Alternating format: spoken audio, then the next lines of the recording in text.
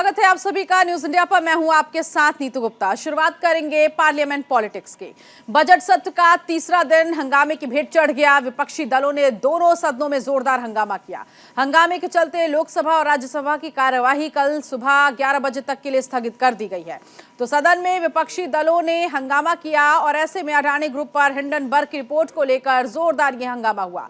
पूरे विपक्ष ने अडानी ग्रुप के वित्तीय लेन देन की जांच जेपीसी या सुप्रीम कोर्ट की कमेटी से कराने की मांग की। इस मुद्दे पर हंगामे के चलते लोकसभा और राज्यसभा की कार्रवाई शुरू होते ही पहले दोपहर 2 बजे तक, फिर उसके बाद अगले दिन तक ले स्थगित करना पड़ा।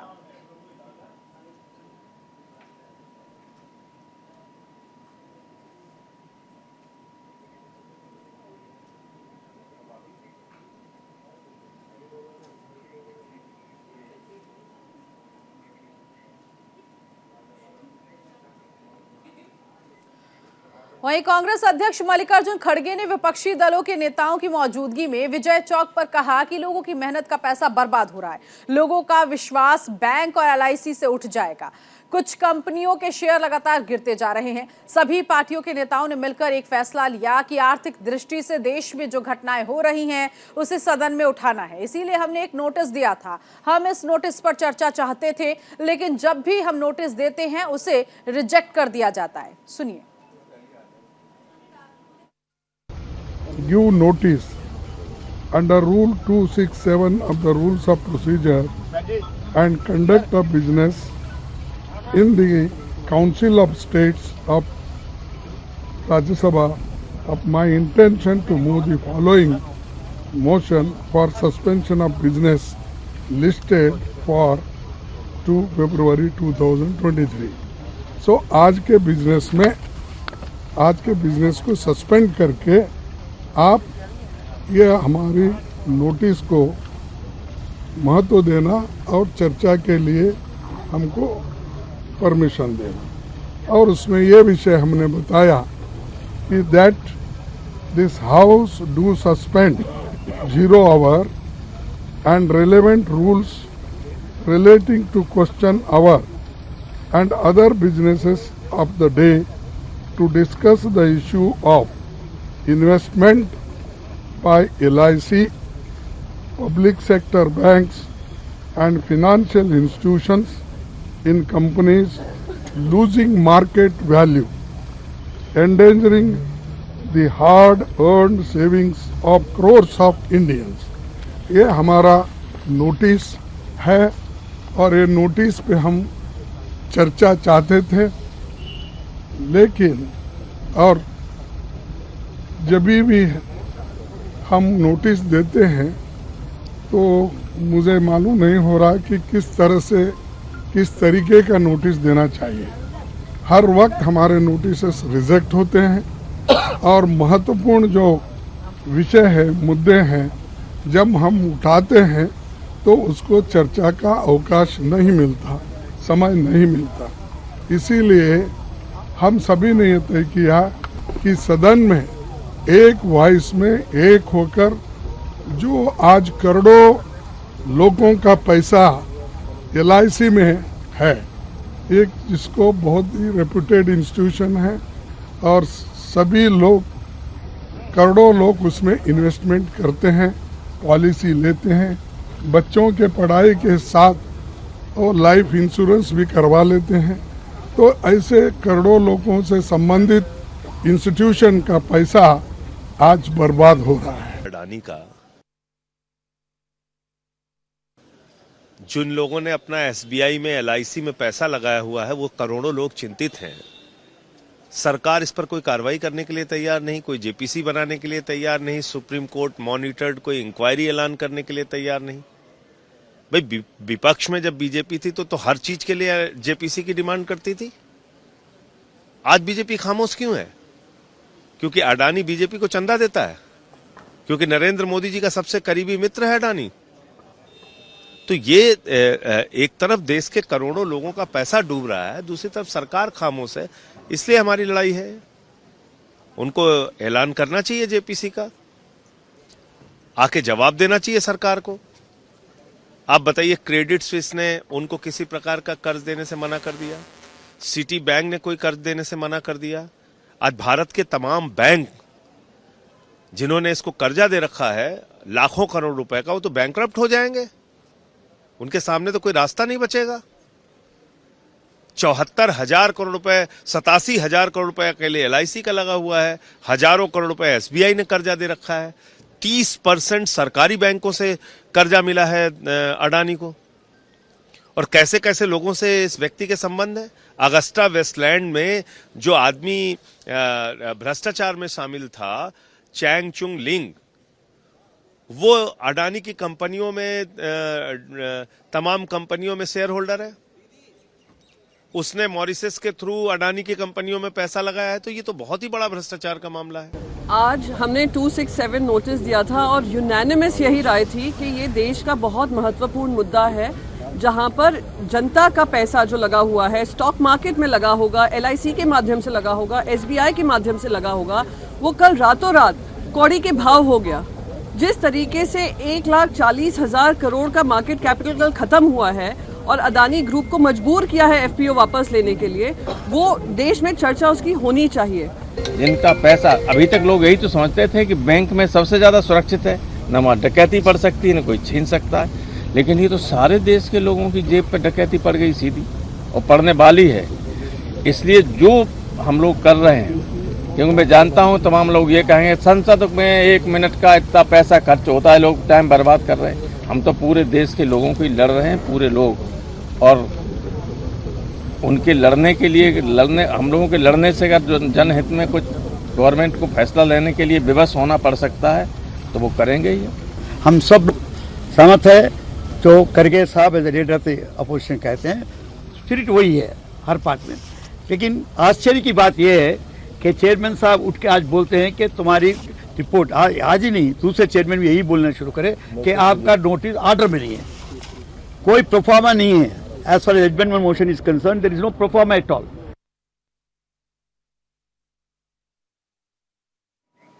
तो हिंडनबर्ग रिपोर्ट पर विपक्ष जांच की मांग कर रहा है। अब आइए उस विवाद पर भी नजर डालते हैं जिसको लेकर सदन में हंगामा हुआ। बता दें, अमेरिकी फर्म हिंडनबर्ग ने हाल ही में अडानी ग्रुप को लेकर एक रिपोर्ट जारी की। हिंडनबर्ग ने अपनी रिपोर्ट में अडानी ग्रुप पर मार्केट में हेरफेर और अकाउंट में धोखाधड़ी का आरोप लगाया था। इस रिपोर्ट के सामने आने के बाद अडानी ग्रुप के शेयरों में भारी गिरावट आई। हालांकि गौतम अडानी के नेतृत्व वाले अडानी ग्रुप ने आरोपों को निराधार और भ्रामक बताया था। हिंडनबर्ग की रिपोर्ट में दावा किया गया कि अडानी ग्रुप में सब कुछ ठीक ठाक नहीं है। ग्रुप दशकों से खुल्लम खुल्ला शेयरों में गड़बड़ी और अकाउंट धोखाधड़ी में शामिल रहा। हिंडनबर्ग ने अपनी रिपोर्ट में अडानी ग्रुप से 88 सवाल किए। इस रिपोर्ट में अडानी ग्रुप से पूछा गया, गौतम अडानी के छोटे भाई राजेश अडानी को ग्रुप का MD क्यों बनाया गया? उनके ऊपर कस्टम टैक्स चोरी, फर्जी इंपोर्ट डॉक्यूमेंटेशन और अवैध कोयले का इंपोर्ट करने का आरोप लगा है। हिंडनबर्ग ने पूछा कि गौतम अडानी के बहनोई समीरो वोरा का नाम डायमंड ट्रेडिंग स्कैम में आने के बाद भी अडानी ऑस्ट्रेलिया डिवीजन का एग्जीक्यूटिव डायरेक्टर क्यों बनाया गया? अडानी ग्रुप पर हिंडनबर्ग के ये तमाम आरोप लगे। शेयर चढ़ाने के लिए परिवार का पैसा विदेशी रूट से निवेश हुआ। उधर ग्रुप के शेयरों को चढ़ाने के लिए ऑपरेटरों का इस्तेमाल किया गया। पैसा गलत ढंग से बाहर भेजा गया। इसके अलावा कारोबार बढ़ा चढ़ाकर दिखाया गया। परिवार के कई सदस्य जांच के घेरे में रहे। विवादों से जुड़ाव रहा इनका। खातों में गड़बड़ी रही, इसीलिए 8 साल में 4 CFO ने इस्तीफा दे दिया। इसके अलावा आपको बता दें कि ये आरोप प्रत्यारोप लगातार चलता रहा। तो ये आरोप प्रत्यारोप अडानी ग्रुप पर हिंडनबर्ग के लगे हैं और ऐसे में पैसे का गलत इस्तेमाल, इसके अलावा कारोबार को बढ़ा चढ़ाकर दिखाने का भी आरोप लगा है।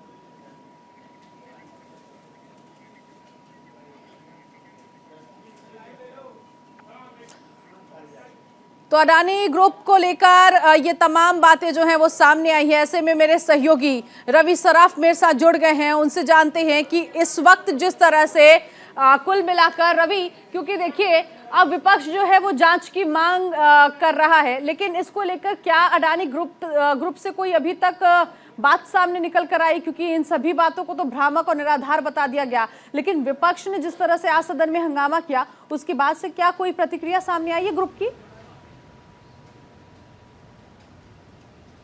और देखिए बिल्कुल नीतू, अभी तक कोई प्रतिक्रिया निकलकर सामने नहीं आई है, पर इस मसले पर विपक्ष बहुत ज़्यादा सीरियस है और बहुत गंभीरता से इस मसले को ले रहा है। देखिए जिस तरीके से साझा विपक्ष को कांग्रेस जो है विजय चौक, पार्लियामेंट से विजय चौक लेकर आया और एक एक नेता ने बयान दिया। उसके बाद कांग्रेस पार्टी की तरफ से आधिकारिक रूप से प्रेस कॉन्फ्रेंस किया गया और उस मामले को उठाया गया। और एक डेवलपमेंट अभी और हुई है कि 6 फरवरी को पूरे देश भर में LIC के ऑफिस, SBI के शाखा के बाहर जो है कांग्रेस के कार्यकर्ता जो है प्रदर्शन करने वाले हैं और पूरे देशवासियों को बताने वाले हैं कि पूरा मामला क्या है, LIC ने किस तरीके से निवेश किया है, SBI का पैसा किस तरीके से डूब सकता है। इन तमाम चीज़ों की जानकारी एक एक ब्रांच के बाहर आपको हर एक डिस्ट्रिक्ट में जो है कांग्रेस के कार्यकर्ता और बड़े नेता प्रदर्शन करते हुए नजर आने वाले हैं 6 फरवरी को। तो इस पूरे मुद्दे को कांग्रेस पार्टी बड़ा बनाने वाली है और कल भी आप देखेंगे कि कल जब पार्लियामेंट का सत्र चलेगा तो उस दौरान कांग्रेस पार्टी की तरफ से जांच की मांग की जाएगी और प्रमुखता से मांग की गई कि JPC गठन किया जाए और JPC के तहत जो है जांच की जाए। और दूसरी मांग ये है कि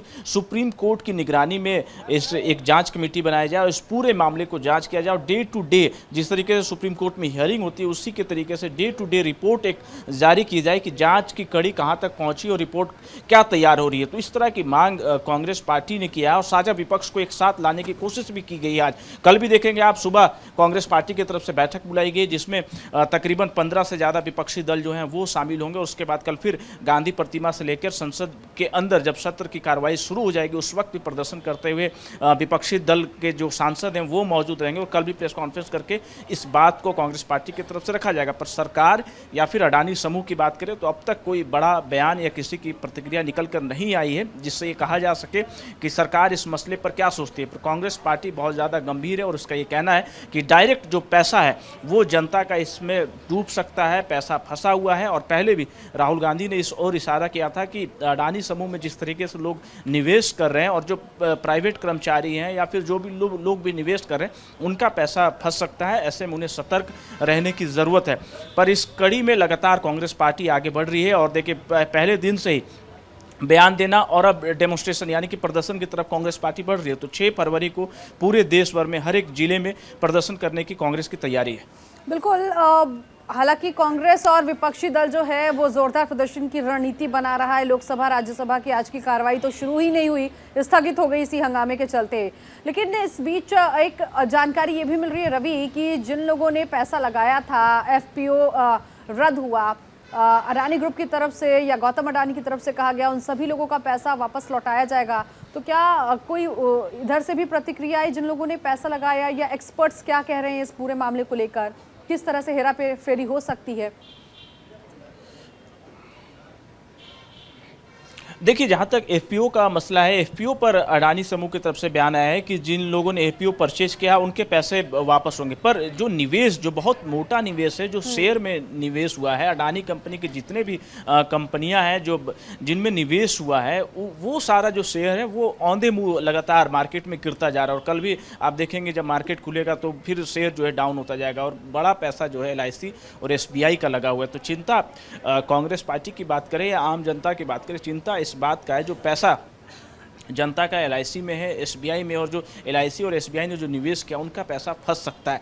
तो ऐसे में अब RBI की तरफ से तो कोई बड़ा बयान नहीं निकल कर आया है, ना ही सेबी की तरफ से कोई बयान निकल कर आया है। पर अब देखना होगा, हमें थोड़ा इंतजार करना पड़ेगा कि LIC, सेबी या फिर RBI क्या प्रतिक्रिया अपना देती है। पर कांग्रेस ने इस मुद्दे को बहुत बड़ा बना दिया है और पूरे देश भर में प्रदर्शन करने की रणनीति है। संसद का सत्र चल रहा है, उसमें आपने देखा आज किस तरीके से लगातार कांग्रेस और विपक्षी दलों ने हंगामा किया और मांग किया कि JPC का गठन किया जाए, इस पर सरकार की तरफ से चर्चा की जाए। हालांकि आज सुबह भी कांग्रेस के कुछ सांसदों ने नोटिस दिया था पर नोटिस खारिज कर दिया गया था। कल भी हम देखेंगे कि कुछ सांसद कल भी नोटिस देंगे, इस बाबत इस पूरे मामले को लेकर चर्चा की जाए, इसकी कार्रवाई को लेकर बातचीत की जाए, पर उनकी नोटिस को फिर खारिज होने की संभावनाएं बहुत ज़्यादा है। इसीलिए संसद से लेकर सड़क तक कांग्रेस पार्टी ने रणनीति बना लिया है कि इस पूरे मामले को बड़ा करना है। और जिस तरीके से देखिए अडानी और अंबानी दो बड़े उद्योगपति देश के हैं जिनको लेकर कांग्रेस पार्टी लगातार टारगेट करते रही, कांग्रेस के शीर्ष नेतृत्व से लेकर कार्यकर्ता तक के दो समूह दो लोगों के लिए सरकार काम करती है, इस तरह का आरोप कांग्रेस पार्टी ने पहले भी लगाया था। तो एक बड़ा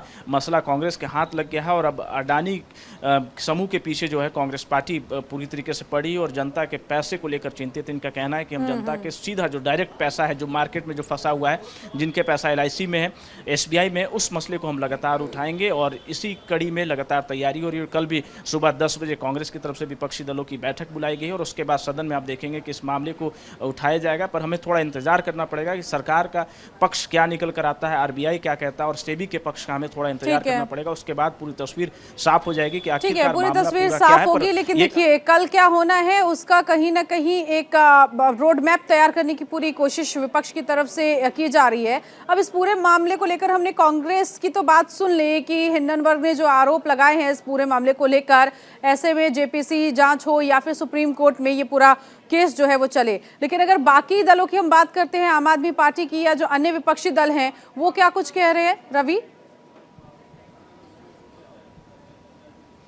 देखिए बिल्कुल लाइन सभी का एक साथ है, क्योंकि देखिए जब कोई विपक्षी दलों की कोई बैठक बुलाई जाती है तो उसमें लाइन तय कर लिया जाता है कि लाइन क्या लिया जाएगा और बैठक में एक सामूहिक निर्णय होता है। तो इस सामूहिक निर्णय से दो चीज़ें निकल कर आई कि JPC का गठन हो, सुप्रीम कोर्ट की निगरानी में इस मामले की जांच हो। यही लाइन तमाम विपक्षी दल के नेताओं ने दिया जो आज मीटिंग में शामिल थे, जिसमें आम आदमी पार्टी भी है, CPI भी है, CPM भी है, समाजवादी पार्टी है। तो तमाम दलों ने एक ही लाइन लिया कि हम दो चीज़ों की प्रमुखता से मांग करते हैं, इस मामले पर दो जांच होनी चाहिए, अतिशीघ्र इस मामले पर जांच होनी चाहिए।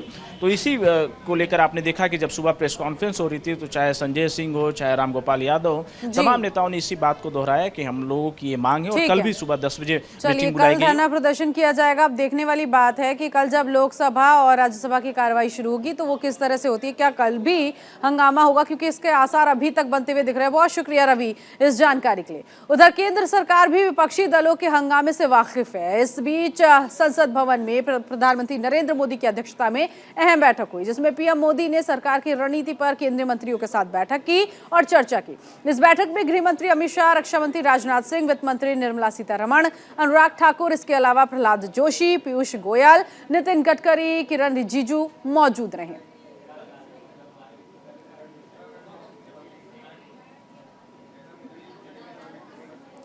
सदन में आज विपक्षी दलों ने जोरदार हंगामा किया। वहीं केंद्रीय मंत्री प्रहलाद जोशी ने कहा कि चर्चा तो किसी भी विषय पर कर सकते हैं, बजट के बारे में, राष्ट्रपति अभिभाषण के बारे में जो भी रचनात्मक सुझाव है वो दिए जाने चाहिए। संसदीय परंपरा में राष्ट्रपति के धन्यवाद प्रस्ताव में किसी भी विषय पर अपना तर्क रख सकते हैं। वहीं बजट को लेकर केंद्रीय राज्य मंत्री कौशल किशोर ने कहा कि सरकार ने आजादी के 100 साल तक का रोड मैप बनाया है। ये जो बोल रहे हैं कि अमृतकाल नहीं मित्रकाल का बजट है तो उन्हें इसका मतलब नहीं पता, और अगर मित्रकाल का भी बजट मान ले तो देश के सभी लोगों को मित्र दोस्त मानकर बजट लाया गया। इसके साथ ही BJP सांसद SP सिंह बघेल ने बजट को अच्छा बताया और वित्त मंत्री की तारीफ की है।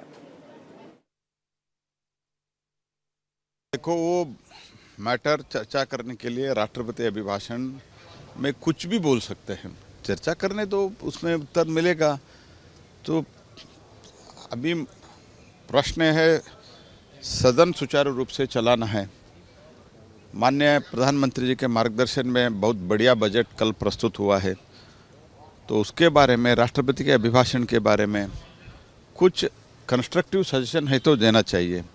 और जो भी समस्या है, जो संसदीय परंपरा है, संसदीय परंपरा में राष्ट्रपति के अभिभाषण के धन्यवाद प्रस्ताव में कोई भी विषय लेके आप अपने विषय रख सकते हैं, अपना आर्ग्यूमेंट रख सकते हैं।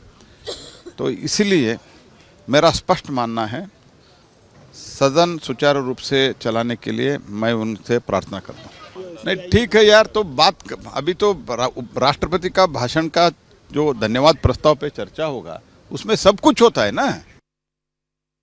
देखिए, आगामी 2047 तक जब आज़ादी के 100 साल पूरे होंगे तब तक का रोड मैप पहले से ही ऑलरेडी प्रधानमंत्री नरेंद्र मोदी जी ने और सभी मंत्रियों ने और जो अधिकारीगण हैं उनके साथ बैठ करके विकसित भारत, आत्मनिर्भर भारत बनाने का बना रखा है। कल का जो बजट आया है, बजट अमृतकाल इसलिए घोषित किया है कि अमृतकाल का बजट है क्योंकि आगामी 25 साल तक अमृतकाल का पीरियड आदरणीय प्रधानमंत्री जी ने घोषित किया है कि देश को विकसित करने का और आत्मनिर्भर बनाने का, मध्यम वर्ग और जो और मिडिल लोअर क्लास के लोग हैं या गरीब तबके के कोई भी व्यक्ति हो, उनके लिए सुख सुविधाएं देने का, उनको ज़रूरत की चीज़ें पूरी करने के लिए ये बजट है। और इसमें सभी आज तो महामहिम राष्ट्रपति के अभिभाषण पर धन्यवाद प्रस्ताव पर सभी लोग बोलते हैं, चूँकि आपने पढ़ा होगा और सुना भी होगा, राष्ट्रपति के महामहिम राष्ट्रपति जी के अभिभाषण में साल भर के कार्यों का लेखा जोखा, इतना लोक कल्याणकारी योजनाओं का उल्लेख है कि उस पर चर्चा होगी तो ये लोग उसको फेस नहीं कर पाएंगे। और दूसरा, भविष्य के भारत के निर्माण की, विकसित राष्ट्र की, विश्व गुरु की, नंबर 1 इकोनॉमी की भी बुनियाद प्रधानमंत्री राष्ट्रपति जी के अभिभाषण में, और प्रधानमंत्री जी और माननीय वित्त मंत्री जी का आभार प्रकट करना चाहूँगा कि समाज के हर वर्ग को छूने का प्रयास किया। मैं 6वीं बार चुनाव जीता हूँ, लेकिन मेरे जीवन का ये सबसे अच्छा बजट मैंने देखा है। उधर अडानी समूह को लेकर आए हिंडनबर्ग की रिपोर्ट के बाद देश में सियासी बवाल शुरू हो गया। विपक्षी दलों ने जेपीसी जांच की मांग की है। इसी मुद्दे पर हमारे सहयोगी रवि सराफ ने कांग्रेस राज्यसभा सांसद नासिर हुसैन से खास बातचीत की, सुनिए। विपक्षी दलों की बड़ी बैठक हुई, हमारे साथ कांग्रेस सांसद नासिर हुसैन जी, उनसे बातचीत करते हैं। नासिर साहब, आप लोगों ने एक बड़ी बैठक भी की है, तमाम विपक्षी दलों को एक साथ लाने के कवायद भी किए, क्या रणनीति है, क्या तैयारी है? जिस तरीके से लगातार ये कहा जाए कि शेयर जो हैं अडानी के हों, तमाम शेयर जो एक के बाद एक लुढ़कते जा रहे हैं, लोगों के पैसे फंसे हुए हैं। देखिए, अब तो मामला साफ है, पब्लिक डोमेन में मामला आ गया है। ये बात हम 7-8 साल से लगातार हम कह रहे थे कि ये गरीब लोगों का पैसा है, आम आदमी का पैसा है। ये आम आदमी का, गरीब आदमी का पैसा ये सरकार अपने पूंजीपति दोस्तों को मदद कर रही है, उनको मजबूत करने की कोशिश कर रही है, उनको कर्जा दे रही है। वो डूबेगा, कब नहीं डूबेगा पता नहीं, करके हम लोग लगातार बोलते रहते हैं। आज गरीबों का पैसा डूब रहा है, तो सरकार इसके ऊपर कुछ बोलने के लिए रेडी नहीं है। हमें जब इशू पार्लियामेंट के अंदर उठाए 267 के तहत, उस पर चर्चा करने के लिए रेडी नहीं, तो इसीलिए हम सब बाहर निकल के आके आपके सामने बात रखी है। जेपीसी की मांग कर रहे हैं या supreme court chief justice monitored committee के द्वारा इंक्वायरी करवाना चाह रहे हैं। आप लोग ये मांग करते रहेंगे कि सदन में इस मामले पर बहस हो, चर्चा हो, नोटिस भी आप लोग दे रहे हैं, पर नोटिस अभी इसमें चर्चा करने का कुछ रहा नहीं है। इसमें इंक्वायरी होना चाहिए, गरीब लोगों का पैसा वापस आना चाहिए। जो गरीब लोग अपने रिटायर्ड लाइफ के लिए, अपने बुढ़ापे के लिए, अपने बेटियों की शादी के लिए, बच्चों की पढ़ाई के लिए जो पैसा LIC में और बैंकों में रखा था, उन इंस्टीट्यूशंस को पैसा वापस आना चाहिए और गरीब लोगों तक जिन का पैसा है वो पैसा वापस जाना चाहिए। और जो भी इसके लिए रिस्पॉन्सिबल है, चाहे वो सरकार हो या पूंजीपति दोस्तों हो या बैंक ऑफिशियल हो, उनको कटघरे में खड़ा करना चाहिए। शुक्रिया न्यूज़ इंडिया को वक्त देने के लिए। कैमरामैन शिव कुमार के साथ रवि सराफ, न्यूज़ इंडिया, दिल्ली। और इसी के साथ इस बुलेटिन में अभी के लिए बस इतना ही। बाकी की तमाम खबरों के लिए आप बने रहिए न्यूज़ इंडिया के साथ। नमस्कार।